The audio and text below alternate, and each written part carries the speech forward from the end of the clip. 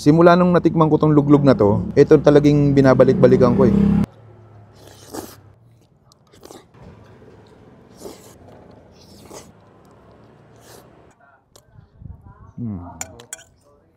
Magandang umaga sa inyo. Ako si Ites, Ate Ites, Auntie Ites, na anak pong ni Nanay Oni. Nag-o-offer kami ng matabang luglog, payat na luglog, at spaghetti. Matatagpuan to sa 096 San Pedro Street or Poblacion 3, Tansa, Cavite. Nagsimula ito noong 1975. Ako ay high school pa noon, 15 years old lang ako noon na nawalaan ng trabaho si Nanay Oni. Kaya naisipan nilang magtayo ng luglugan. 50 years na ngayon. Nagsimula to ng October 2, 1975. Bali si Inay ang unang nagtinda, pangalawa na lang kami. Ano pong mga laman ng luglug nyo, ma'am?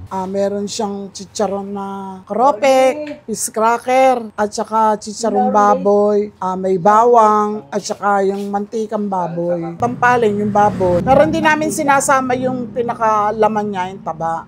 Yung pinakamantika lang. Ang palapot namin ay arena, pero ang pangkulay niya ay atsuete, hindi siya food color. Sa iba, ang ginagamit nila ay yung yung food color. Pero talagang nila inay authentic na atsuete talaga. Sa ganung kaldero, ma'am, nakakailang kayo sa isang araw?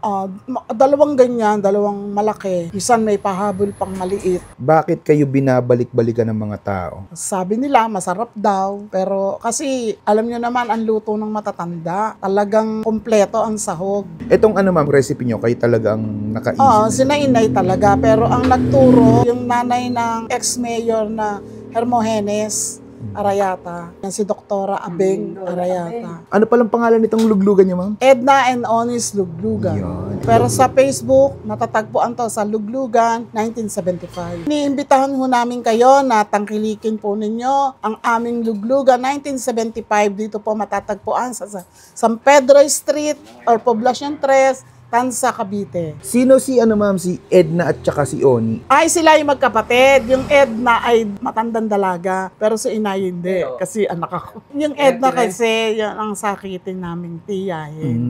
Okay. Pero dati sila nagtitinda talaga. Araw-araw naman po kayong open, ma'am? Araw-araw, bukas kami. Wag lang talagang yung, naglalagay naman kami ng note dyan, na pag kami sarado. Sige po, salamat po. Maraming salamat din. At ay mga kabangers, nandito tayo ngayon sa pangalawang pinakamatandang luglugan dito sa Tansa. Ayan, binisita ulit natin dahil 50 years na sila ngayon. Nakaano sila, buy 2, take 1 promo. Ngayong araw lang to Nag-order tayo nung syempre yung paborito nating pansit taba.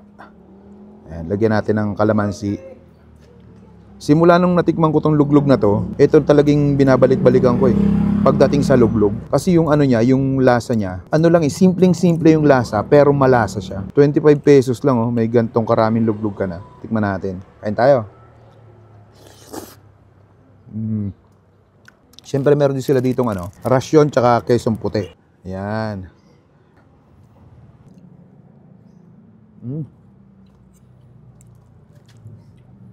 Sarap nung kesong puti nila dito kasi hindi siya sobrang alat.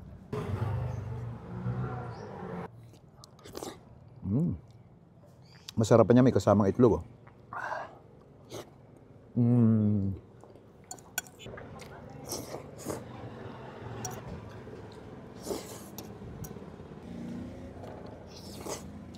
Yun tapos gaganunin mo. Gaganyanin mo.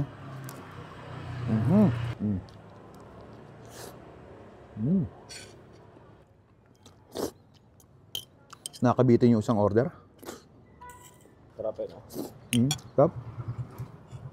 Talagang sisimutin mo yung pinakang sauce niya. Besahin na to dito. Yung pangalawang pinakamatandang luglugan. Dito lang to sa San Pedro Street, Tansa, Cavite. Napakasol dito mga lods. Panalods. Paano?